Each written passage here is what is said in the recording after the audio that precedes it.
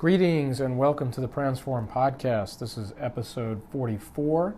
It's Tuesday, March 22nd, 2022, and I'm your host, Christopher Anastasia. Welcome back, guys. It's been a couple days since we posted our last episode on Friday the 18th.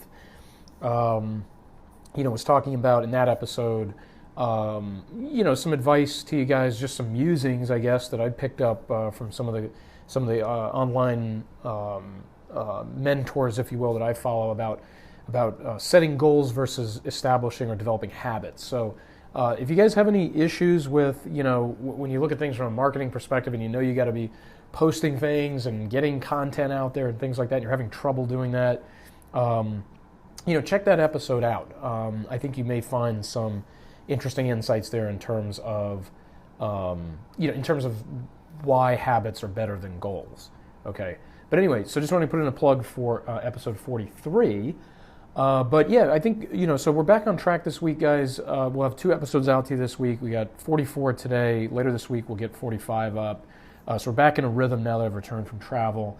What I actually wanted to use this episode for is kind of a hybrid. One element of it is going to be a little bit different. I'm actually going to talk about another agency out there and some news that came out about that agency recently, and then kind of relate that over to something that you guys can use potentially in your businesses as you do marketing and you do your own efforts on social media or digital marketing and that sort of thing. But basically what I'm referring to is, obviously, I've talked to you guys about, probably the biggest mentor that I follow, that I've learned from, that being Gary Vaynerchuk. His agency, VaynerMedia, was named by AdWeek, and of course, AdWeek is a pretty major publication for anybody in the marketing and advertising space.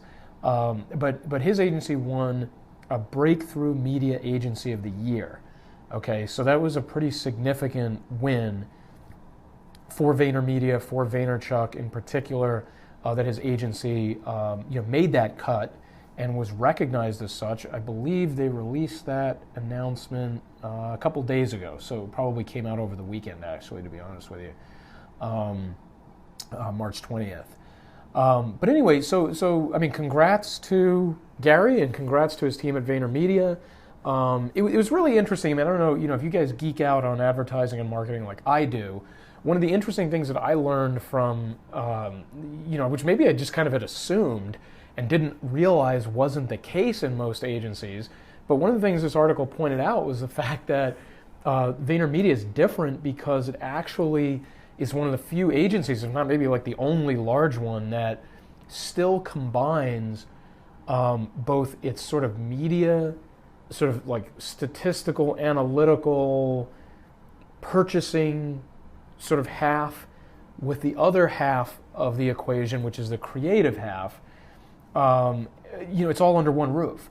So basically, the fact that you have like a media buying element that's into more like the technical and the metric-based analysis combined with the creative side, I did not realize that that's not how most agencies are equipped. That you have literal like houses of creative individuals and assets kind of being incubated, and then there's a totally separate, entity that actually goes out and puts media in place for companies and for businesses. I just had no idea. So that was kind of a revelation to find out that VaynerMedia is an integrated agency and really like the only one that's like that. And most of these other big agencies just don't do it that way.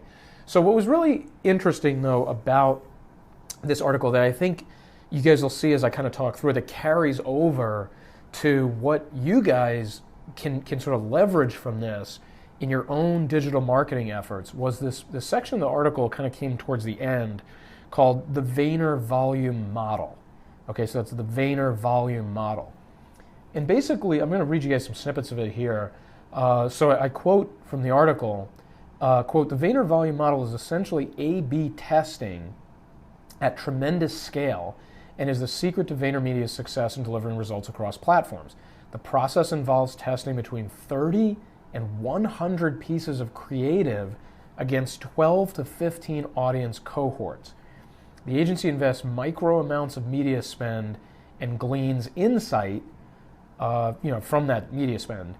And it says teams across disciplines meet upward of 3 times a week to discuss those insights. So what's really interesting here is it says the analytics and media, that side, quote, explain what's working from a quantitative perspective, but the strategy team analyzes the qualitative elements, such as what the comments on a TikTok post reveal about audience sentiment. Then the teams present their findings to the creative team, which uses those insights to guide content development, unquote. So super, super interesting that this is what VaynerMedia is doing. And I say that from a variety of standpoints. So let's kind of break this down a little bit, guys, and see how it can be relevant and useful to you. So in the beginning part that I quoted, when it says that their process tests 30 to 100 pieces of creative against 12 to 15 cohorts, just that matrixing process of coming up with a variety of ways to reach an audience, right? Different creative outputs, right? Different types of posts, still images, graphics, texts, word choice, video, whatever. All those different pieces of creative then being sort of bumped against 12 to 15 different audiences, where you've segmented your audience into, certain age groups, certain genders, certain occupations, certain interest levels, certain regions, and you're using all these different segmentations demographically to create a profile that you can then say, okay, we're going to try all these different creative elements against all these different audiences, and we're going to see which audience is picking up on which creative, and that's going to sort of guide or decide our next round of advertising and marketing. It's just so powerful that they're doing it at this scale. I mean, this is a staggering scale to test out creative elements against that many audience cohorts. Now, what's interesting to note, if you are a follower of Gary Vee, you'll know that, he puts his money where his mouth is, because this is something that on the personal level, when you hear him just kind of speaking, sort of one-to-one with his followers, he always stresses this. He always stresses the need to create different ways of crafting a message and then testing it against various audiences to see who it resonates with, right? So here it is, his agency, VaynerMedia, doing this on such a large scale is pretty incredible. And then I think the post-processing to that is also very interesting. The way you have a media team that's kind of broken up between like a strictly analytical element that's looking at metrics and numbers, and a strategy team that's then looking at things that are more qualitative, like intangible, sentiments that you're seeing in like the comment section, like the article mentioned.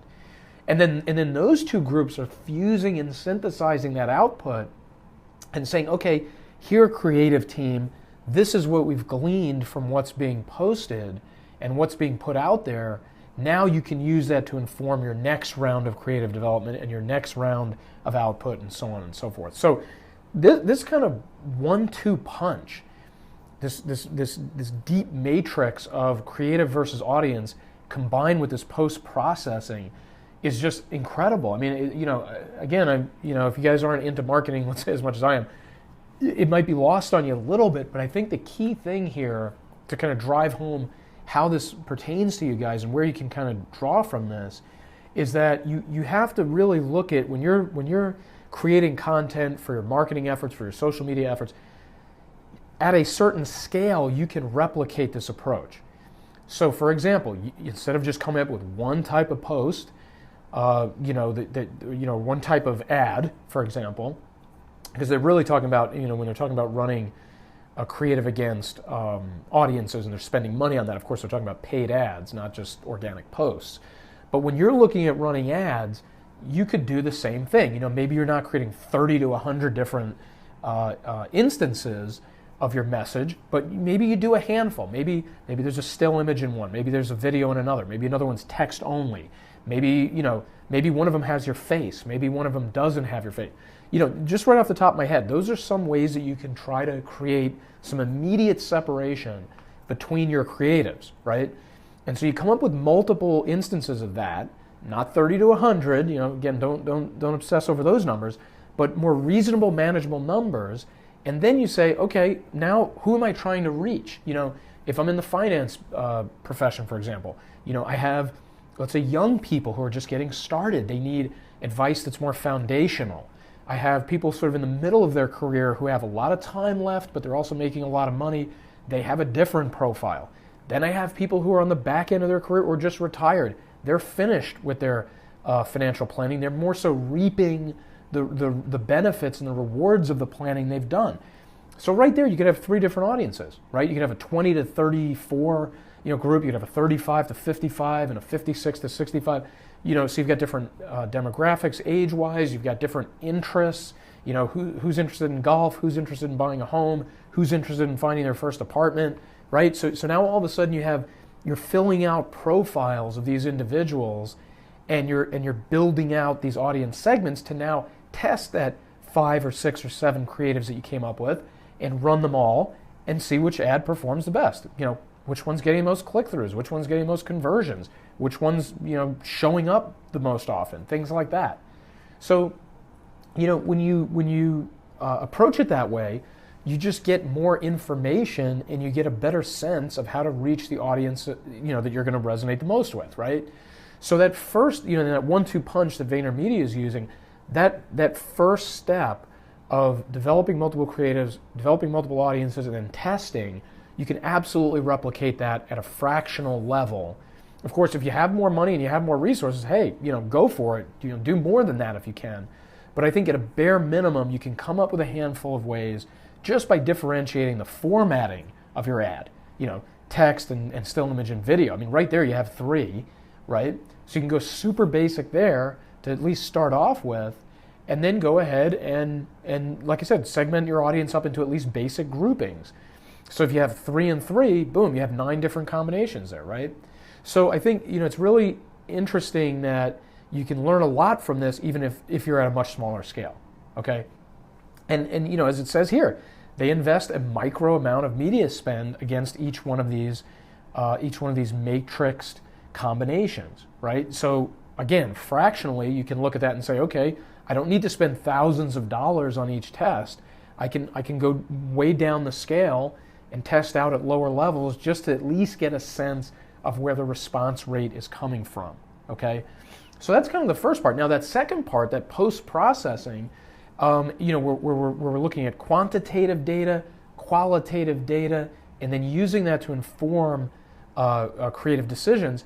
You can absolutely implement that in your business as well. First off, you're going to gather data from these ad campaigns, you're going to analyze those campaigns, and you're going to start looking at numbers. You're going to start looking at the statistics that are returned from those campaigns, and you can absolutely draw some quantitative conclusions out of that. And you can just look and see where is the center of gravity based on click-through rate, number of impressions, conversion rate. In particular, the click-through and the conversion rate. If let's say you have a form in your ad, how many forms are getting filled out by certain audience segments and so forth. So really just kind of keep it simple. Just look and see where you're getting the most turnover and start to narrow down based on that. And you go from there and say, okay, yeah, these 2 audiences here are giving me the highest numbers. They're returning the best results. So now I can kind of set aside that quantitative data, right? Now I can go over to the quality side of things. Of course, just like VaynerMedia is doing, you can go into your social accounts. Let's say you're on LinkedIn. Go into the comments, look through those comments, look and see what kind of things your audience is saying, what they're saying to your ad or to your post. I mean, this is where you kind of do come over to the organic side. I mean, you can respond to ads.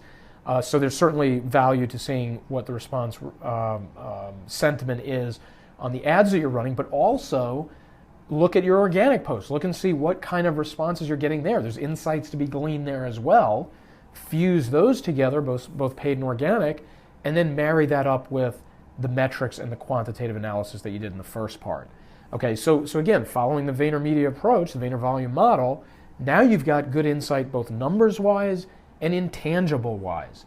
And now you can say, okay, well, now I see what's kind of bouncing around out there, and I see where the responses are coming in, and I see where the conversions are coming, and I see what people keep talking about. Like, if I put up a post or an ad about multi-service, financial advisory stuff, and every comment is about Bitcoin or about the stock market, well, guess what? My next ad, my next series of posts are going to focus on Bitcoin and the stock market.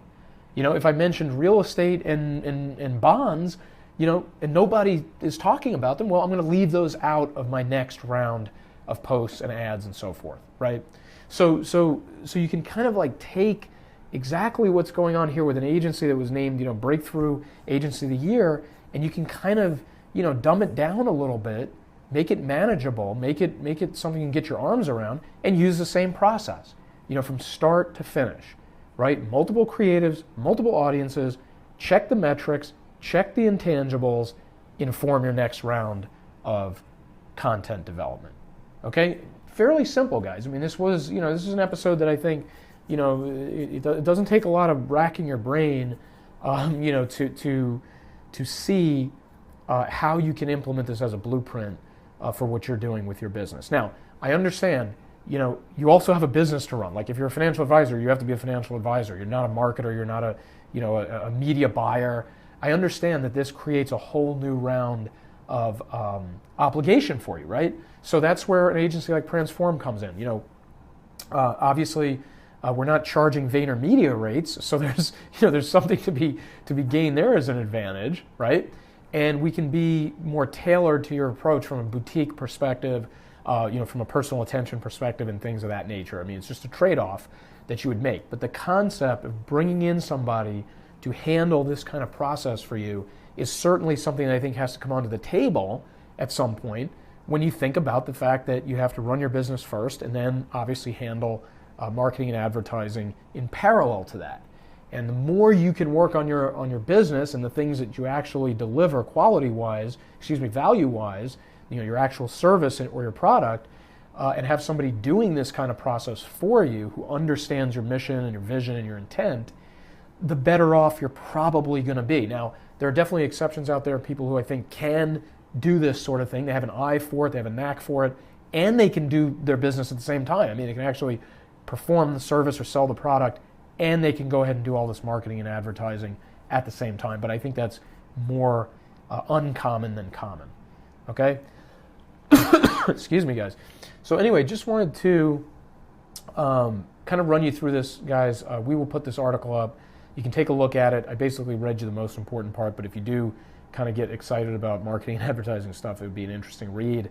And you can see how VaynerMedia kind of got to this point and achieved this outcome. But really, the value in this article, guys, is thinking about how you can carry over some of these winning processes to your business. Okay? All right, guys, so we're going to go ahead and cut it off here.